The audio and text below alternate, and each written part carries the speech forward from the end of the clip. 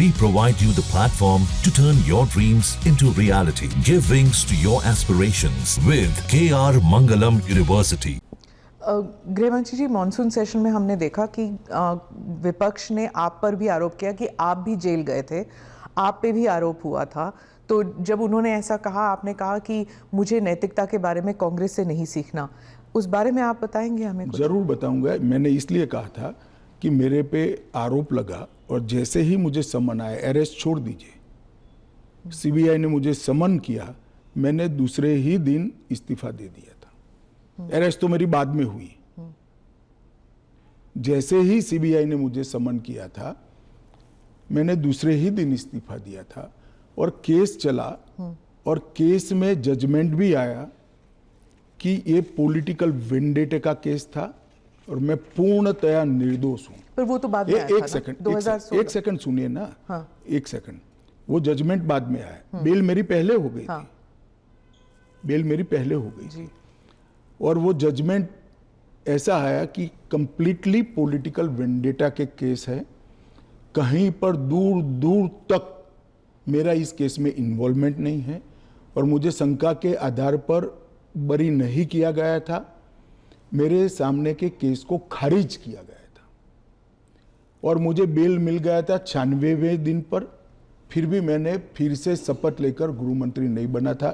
इतना ही नहीं, जब तक मैं कंप्लीटली मेरे सामने के सारे आरोप क्वाश नहीं हुए, तब तक मैंने किसी भी संवैधानिक पद पर शपथ नहीं ली थी। तो मुझे क्या विपक्ष नैतिकता के पाठ पढ़ाता है? इन लोगों ने इंदिरा जी के समय में प्रयास किया कि प्रधानमंत्री को शील्ड किया जाए और आज भी ये प्रयास कर रहे हैं कि अगर कभी जेल में जाना पड़े तो हम आराम से जेल से सरकार बनाएंगे, जेल को सीएम हाउस पीएम हाउस बनाएंगे और वहां जाकर डीजीपी जेल से ऑर्डर लेंगे, चीफ सेक्रेटरी जेल से ऑर्डर लेंगे, भारत सरकार के कैबिनेट सेक्रेटरी जेल से ऑर्डर लेंगे, भारत सरकार के गृह सचिव जेल से ऑर्डर लेंगे। इस तरह से देश चलेगा। और ये कल्पना ही मैं तो, मेरी पार्टी और मैं दोनों सिरे से खारिज करते हैं कि जो व्यक्ति बैठा है इसके बगैर इस देश का शासन नहीं चल सकता और इससे किसी का भी बहुमत पार्लियामेंट में या विधानसभा में प्रभावित नहीं होगा। एक सदस्य जाएगा, आपकी ही पार्टी के दूसरे साथी सरकार चलाएंगे और आप जब जमानत प्राप्त कर लोगे तो आप आकर फिर से शपथ कर सकते हो। इसमें आपत्ति क्या है? अमित शाह जी, आप बार बार जुडिशरी का हवाला देते हैं, लेकिन उस वक्त भी जस्टिस आफ्ताब आलम आपके घर आए थे आपसे सिग्नेचर लेने के लिए कि आप गुजरात से बाहर चले जाएंगे। ना, ऐसा नहीं हुआ है। आफ्ताब आलम साहब कभी मेरे घर पे आए नहीं है, ऐसी जरूरत भी नहीं पड़ी है। इन्होंने यहाँ रविवार के दिन स्पेशल कोर्ट बिठाकर मेरी बेल एप्लीकेशन को सुना और रिजेक्ट किया? ना, रिजेक्ट नहीं किया। इन्होंने कहा कि मुझे लगता है कि अमित शाह गृह मंत्री रहे, वो साक्ष्य को प्रभावित कर। तो मेरी जो वकील थी, इन्होंने कहा कि आपको अगर ये भय है तो जब तक बेल एप्लीकेशन डिसाइड नहीं होता हमारे क्लाइंट गुजरात के बाहर रहेंगे। वो मैंने स्टेटमेंट किया है।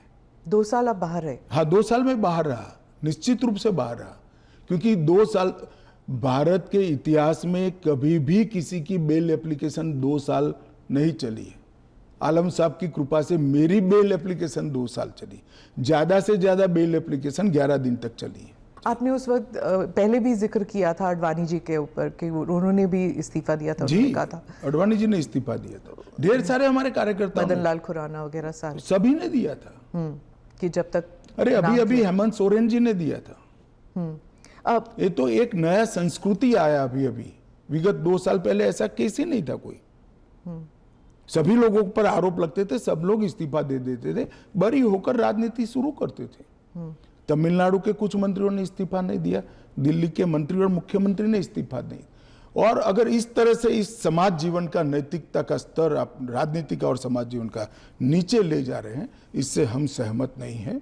और अगर मैं अब पूछता हूं, आप मुझे पूछ रही हैं, तो लालू जी के वो ऑर्डिनेंस फाड़ने का, लालू जी के बचाने के लिए जो ऑर्डिनेंस मनमोहन सिंह लाए थे, वो ऑर्डिनेंस को फाड़ने का राहुल गांधी का औचित्य क्या था? अगर उस दिन वो मोरालिटी थी तो आज नहीं है क्या? क्योंकि आप लगातार 3 चुनाव हार चुके हो। मोरालिटी के स्टैंडर्ड्स चुनाव के जय पराजय के साथ जुड़े नहीं है। मोरालिटी के स्टैंडर्ड सूर्य और चंद्र की तरह हमेशा अपनी जगह पे स्थिर रहने चाहिए। तो क्या आप कह रहे हैं कि राहुल गांधी कॉम्प्रोमाइज हो गए हैं आरजेडी के लिए? नहीं, मुझे कहने की कहाँ जरूरत है।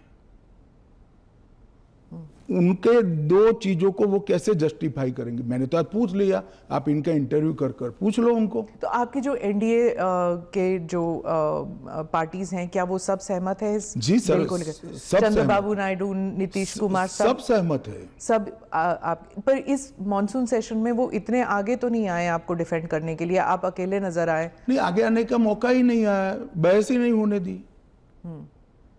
जब जेपीसी होगी, जब बहस होगी और फिर पार्लियामेंट में बहस होगी तो सभी दल अपना अपना पक्ष रखेंगे। फिर आप पर पर्सनल अटैक हुआ, माइक हाथ में पकड़ा।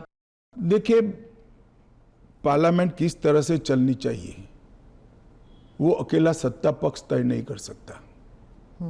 किसी भी बिल के लिए या संवैधानिक संशोधन के लिए स्वस्थ बहस का वातावरण अगर विपक्ष नहीं बनाता है तो देश की जनता देख रही है कि ये पद्धति ठीक है क्या। इस बिल पर जब तय था कि बिल अभी पारित नहीं होना है, जेपीसी में जाना है, मैंने बीच में ही खड़े होकर इसकी घोषणा कर दी थी, तो विपक्ष इस बिल पर अपना विचार रख सकता था या नहीं रख सकता, मुझे जवाब देना पड़ता। फिर तो बिल जाता जेपीसी में, उस दिन पास नहीं होना था। मैंने पहले ही घोषणा कर दी थी कि इस बिल को सरकार ने तय किया है कि ये जेपीसी में जाएगा, दोनों सदन का जेपीसी बनेगा, 21 सदस्य लोकसभा के होंगे, 10 सदस्य राज्यसभा के होंगे, 31 सदस्य प्रोरेटा सभी दलों से आएंगे। क्या ये बिल पास हो जाएगा? मुझे तो विश्वास है हो जाएगा। कांग्रेस पार्टी में ही और विपक्ष में ही कई लोग ऐसे निकलेंगे जो मोरालिटी का सपोर्ट करेंगे, मॉरल ग्राउंड को बनाए रखने के लिए सपोर्ट करेंगे। और फ्रेम है ये जेपीसी के अध्यक्ष जो बनेंगे उस पर निर्भर होगा। वो जब चर्चा समाप्त करेंगे तुरंत हम तो अगले सप्ताह में ले आएंगे। ऑपोजिशन कहती है कि जो पार्लियामेंट के अंदर सीआईएसएफ को लगाया गया है, इसकी वजह से लेजिटिमेट प्रोटेस्ट नहीं हो पा रहे और वो फोर्सिबली लोगों को बाहर किया जाता है जब प्रोटेस्ट करते हैं तो वेल ऑफ द हाउस से। पहली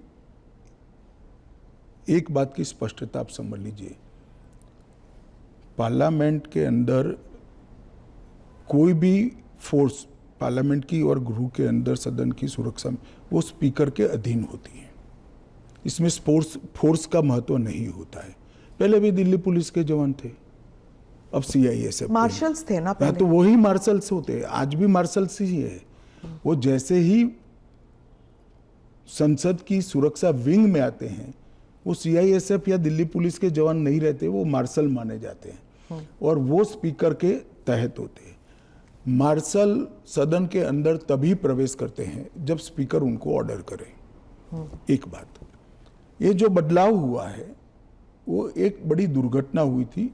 कुछ वामपंथी लोगों ने संसद के अंदर स्प्रे किया था, कलर स्प्रे किया था। जहाँ भक्ति है हर शब्द में, कथाओं में छिपे हैं दिव्य रहस्य और ज्योतिष देता है जीवन को दिशा। धर्म से जुड़ी हर बातों को जानने के लिए हमारे चैनल स्तुति को सब्सक्राइब करें। चैनल पर जाने के लिए इस लिंक पर क्लिक करें।